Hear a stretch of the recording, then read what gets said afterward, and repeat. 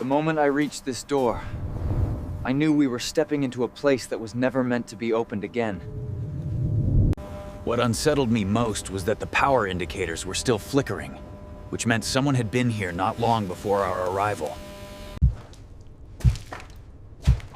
Every step downward made me feel as if we were leaving. The cold inside this hallway felt unnatural, as if it clung to my lungs and tightened every breath I tried to take. We expected to find bodies or some trace of a struggle, but instead we found nothing except a silence so deep it felt almost deliberate. When I noticed the vapor leaking from the cryogenic line, I realized something down here had been triggered, something we could not see yet. The control hub should have been staffed at all hours, yet every chair was empty, as if the entire crew had vanished without warning.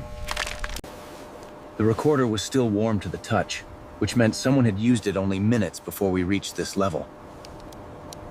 When I looked into the shaft, I saw the marks along the steel, as if something had tried to climb upward but had never made it out. I leaned closer, trying to understand how deep the shaft went, and what could have clawed the steel in it. The air rising from the shaft carried a metallic taste, as if some machine far below were grinding against the cold. I stepped back, calculating what kind of force could twist the guardrails and leave marks so deep into the steel. The relay cabinet had burst outward from within, which meant whatever pressure built inside the system had exceeded every design safety threshold. Despite the cold, a faint pulse of current still ran through the wiring, suggesting the system had been active much more recently than we expected. The deeper I walked, the more evident it became that the facility's cooling systems were failing one by one. Yet the temperature controls had been pushed far beyond safe limits, as if someone forced the system to sustain a cold the infrastructure was never built to handle. The readings were frozen mid-recording, capturing the exact moment the system collapsed under the escalating cold. The archive door was sealed tight by the frost, but a faint vibration behind it told me something inside was still struggling to remain alive. It sounded like a machine fighting for survival. I reached for the manual lever, understanding that whatever had been sealed behind the archive door was locked away for a reason. The frozen gears resisted, shrieking against the ice, but slowly the mechanism began to turn. A wave of frozen air burst from the opening, scattering shards of frost across the corridor. Inside the archive, everything looked frozen mid-motion, as if the entire staff had vanished in the middle of their work. The documents were sealed under a thick layer of ice, preserving whatever the researchers were working on before the collapse. The primary research log appeared intact beneath the frost, its contents preserved just enough to reveal fragmented notes. The handwriting was warped by the cold, but I could still make out references to atmospheric anomalies and pressure spikes deeper underground. The notes described an unexpected reaction forming below the sublevels, something the scientists referred to only as an atmospheric surge. It was clear the researchers realized something was happening beneath the deeper levels, something they were unprepared to face. Whatever triggered the collapse began somewhere far below this corridor, and I knew I had no choice but to continue downward. The descent path sloped downward sharply, pulling me further into the frozen core of the facility. At the junction, the tunnels split into 3 paths, each colder and darker than the last. The markings were almost illegible, but I could still read the downward arrow pointing to the deeper research wing. I select the left of the left southernmost passage, the one marked for deeper research operations. The cryogenic pressure gate had swollen from within, suggesting something on the other side had risen to a temperature far lower than the systems allowed. The emergency latch was frozen beyond movement, locking the pressure gate in place. I tried leveraging the gate, but the pressure inside held it shut like a steel coffin. There was a vibration on the other side, steady and alive, as if a machine inside refused to die. A bypass conduit sat hidden beneath the frost, Perhaps the only way to release pressure from the sealed chamber.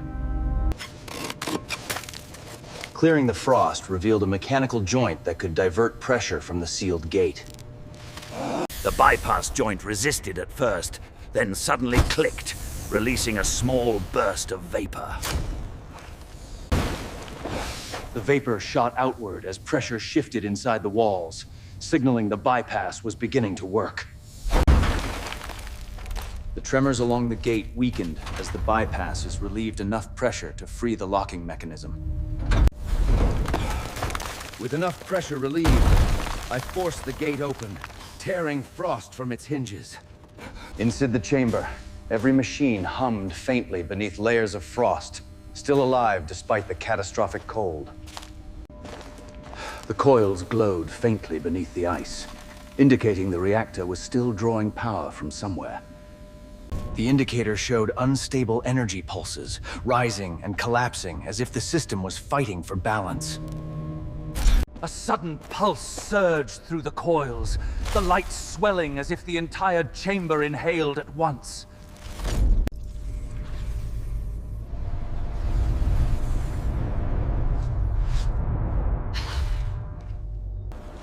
The conduits surrounding the coils began to vibrate so violently that the frost shook loose in sheets. A crack split through the energy column as the reactor surged again, a violent tremor shaking the entire chamber. The entire chamber buckled under a sudden jolt, shaking the frost loose from every wall. The output terminal blinked wildly, struggling to display readings under the growing instability. The readings were climbing faster than the system could regulate, escalating toward a threshold no reactor of this size should reach. A surge of light shot through the auxiliary conduits, illuminating the frost in an unnatural glow. Cracks webbed across the chamber floor, spreading fast, as if the structure itself could no longer withstand the pressure. One of the support pillars began to bend, groaning beneath the reactor's erratic surges. The fog thickened, shooting upward from new ruptures in the chamber floor. The access rail trembled violently, shaking so hard I feared the lower structures would collapse. The maintenance hatch shook violently, its bolts rattling as pressure surged beneath the chamber. The hatch buckled inward, as if something below was exerting tremendous force against it. A glowing line split the floor open, expanding with each pulse from below. The ruptures formed a branching pattern, as if something beneath the chamber was forcing its way upward. The hatch bolts began rattling faster, signaling the pressure was reaching a critical point. The hatch jerked upward violently, a burst of fog exploding from the gap like a trapped breath escaping. The coil's glow intensified, pulsing unpredictably, as if something inside it threatened to break free. The stabilization dial was locked in the red, a warning that the system had already surpassed its safe operating limits. I reached for the emergency override, knowing it might be the only way to prevent a catastrophic breach. The handle resisted, groaning under the cold, then gave way with a violent snap of metal. The reactor flickered violently, arcs of light snapping through the frost as the override engaged. A shockwave blasted through the chamber, sending a freezing burst of air and ice crashing toward me. The shockwave faded, leaving only swirling fragments of frost suspended in the air. The coils quivered with the last remnants of energy, struggling to stabilize after the override. The conduits jolted with erratic vibrations, the frost shuddering as the system bled out its final surges. The indicator lay frozen at 0, confirming the reactor's surge had finally collapsed. I navigated the damaged walkway, careful not to place weight on the most weakened sections. Even the support brackets bore signs of violent strain, twisted as if the chamber had lurched sideways. Ahead lay another hatch, this one trembling subtly, as though something below shifted in response.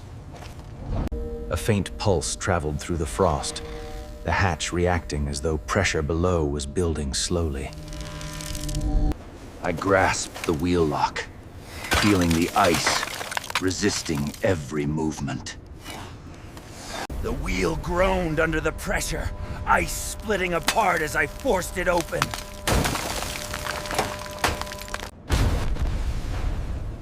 A violent plume of freezing vapor shot upward as the hatch seals finally gave way. Below, the shaft fell away into darkness, every surface covered in thick frost. I secured the harness, knowing the descent would take me even deeper into the unknown. I began the descent, the cold wind rising past me in steady waves. The walls grew thicker with ice the further I descended, each panel resonating with the faint hum from below. A faint blue glow pulsed beneath the grate, revealing another active section deeper inside sublevel D. I reached a narrow ledge where I could safely continue toward the glowing vent. The grate broke apart under pressure, shards of ice falling into the glowing chamber below. I slid through the vent and into a narrow auxiliary tube, lit by an unnatural internal glow. The glow intensified as I crawled forward, accompanied by a faint hum vibrating through the tube. A rhythmic pulse echoed through the frozen pipe, each beat resonating like a distant heartbeat. Ahead, 3 glowing tunnels branched in different directions, each humming with its own distinct frequency. The left channel emitted the strongest pulse, drawing my attention like a beacon.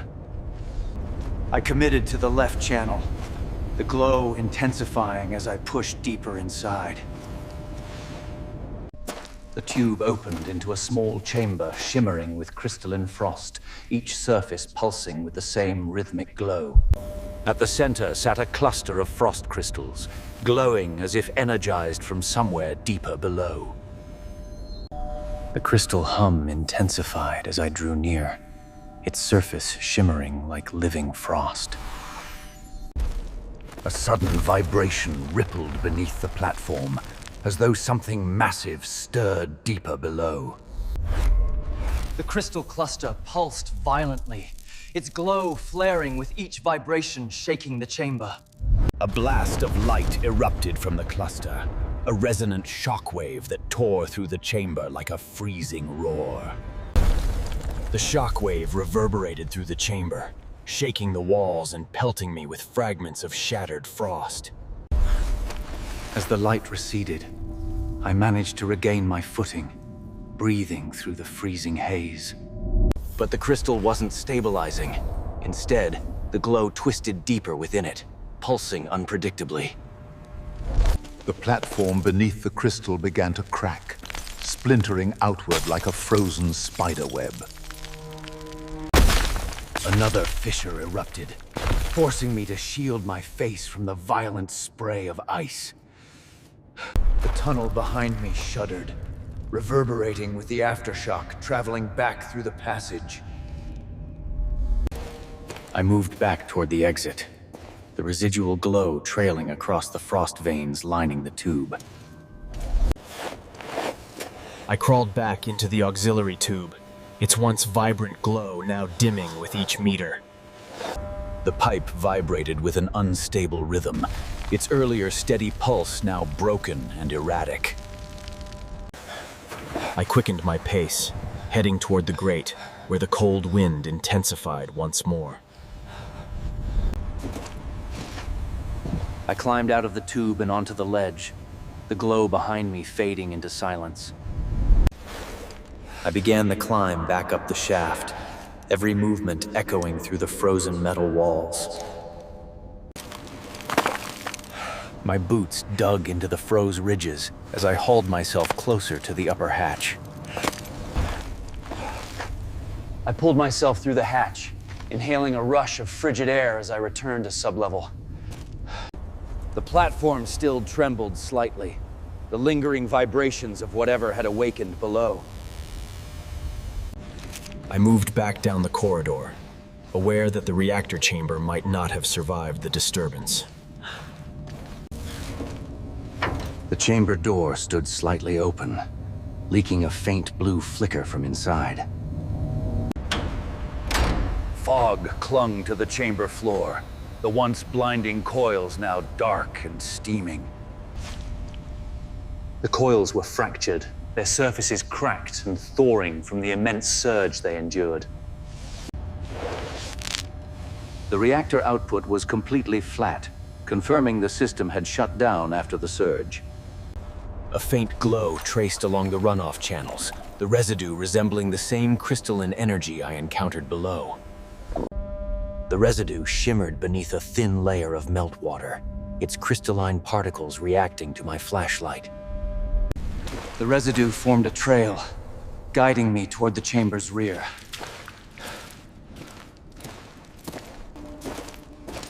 A wall plate had been blown outward, the crystal residue flowing directly from the breach. Through the breach lay a dark tunnel, untouched by the reactor's lights, an opening leading even deeper into the sublevels. The jagged tunnel descended into blackness, its cold breath pulling at me like an unseen force. I lowered myself onto the steep slope, boots finding fragile purchase as I descended. The path curved sharply, the broken support strut beside me half buried under splintered ice.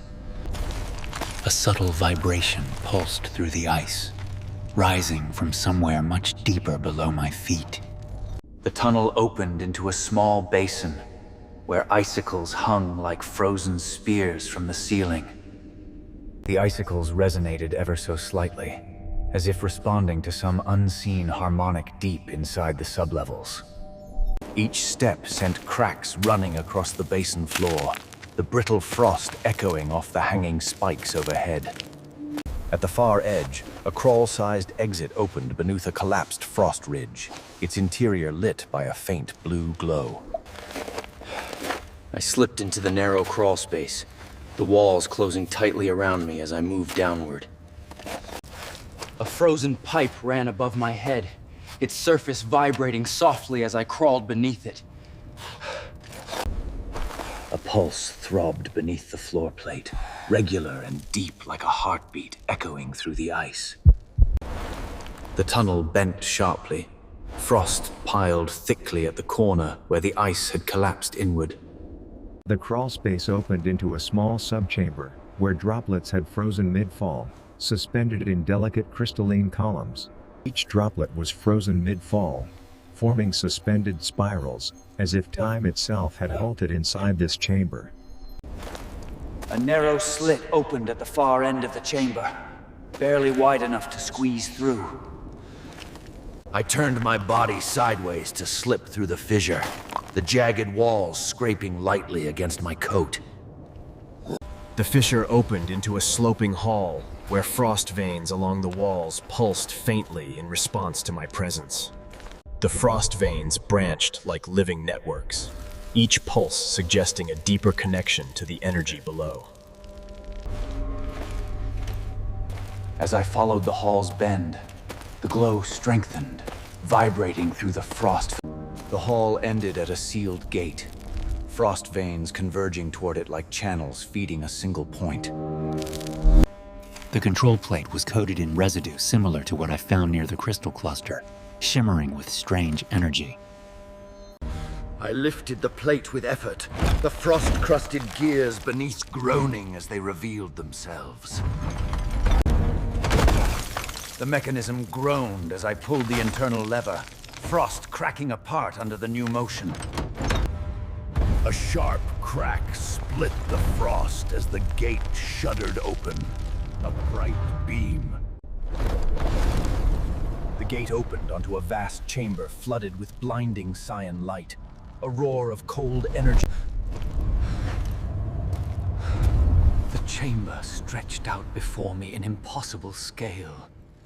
The floor rippled beneath the glow, as if energy flowed through the ice like a living current. A line of light cut straight through the chamber, drawing me toward whatever lay at its center. The glow intensified as I neared the center, the air vibrating with a strange, layered resonance. At the center stood a towering frost obelisk, its crystalline surface glowing from energy deep within. Light coursed through the obelisk's veins, moving like liquid trapped in frozen stone. As my hand neared the surface, the crystal's glow intensified, reacting to my presence with a living pulse. A cold surge blasted outward the instant I touched the resonance field, forcing me to stumble back. The glow surged erratically now, the crystal's energy no longer flowing in controlled waves. A column of light erupted upward from the obelisk, carving through the ceiling frost like a frozen pillar of lightning. The entire chamber erupted with light, forcing me to pull back before the surge overwhelmed me. I sprinted back toward the platform as violent pulses rippled outward from the core. The platform buckled under another shockwave as I dove onto it, the entire structure groaning beneath my boots. Behind me, the beam tore through layers of frost above, sending ice raining down like shattered glass. A shockwave slammed into the platform, freezing the air itself as it tore past. I forced myself toward the gate as the chamber winds whipped against me with freezing fury. I seized the edge of the gate and pulled myself through as the frame rattled violently. I stumbled back into the fault gap as the shock pulses chased me through the narrowing opening. The basin trembled violently, the icicles overhead clattering as I raced beneath them.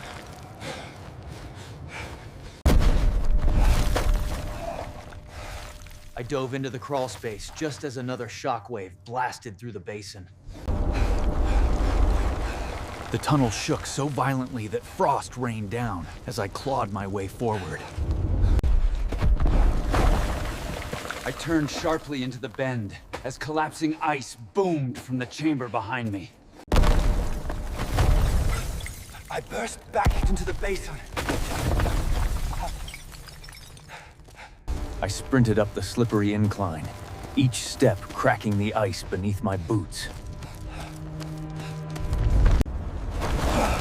I hauled myself up the last slope as the warning plate flashed erratically beneath the shaking platform. I seized the hatch rim and pulled myself through, just as another blast surged upward from the chamber.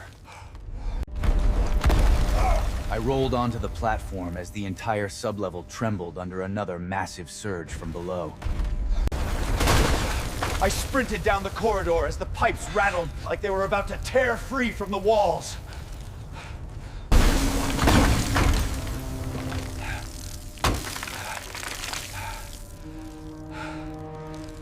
A colossal resonance boom tore through the sublevel, blasting frost outward as the entire facility shuddered beneath the force. I stumbled through the shuddering threshold as the corridor buckled from the force behind me. The corridor rattled so violently that shards of frost exploded from the pipes as I sprinted. A frost panel snapped overhead, showering the corridor with ice as I ducked beneath it. The descent platform shook beneath my boots as the warning plate flickered between red and blue.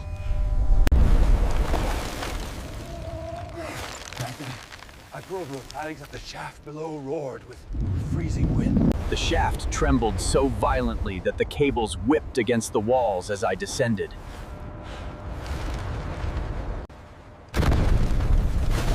A shock of cold air blasted up the shaft, nearly ripping the rope from my hands. I swung into the ladder slot just in time as the frost seam split open beside me. I climbed back into the auxiliary tube as frost drifted in sideways gusts.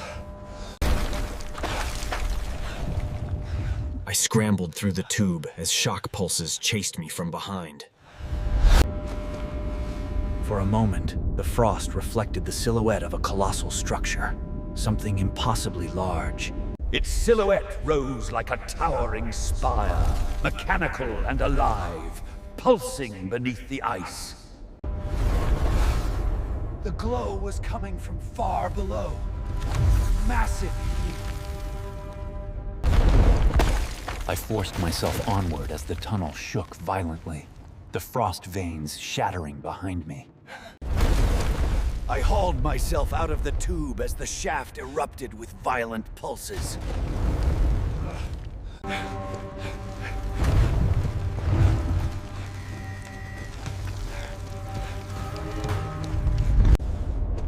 Cyan fog seeped through the vents ahead, spreading into the corridor like a living mist.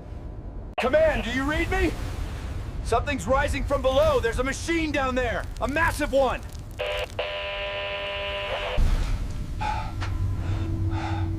The fog is pushing through every vent. Whatever's beneath sublevel E is waking up. Command, listen carefully. It's not the reactor. It's something far bigger. It's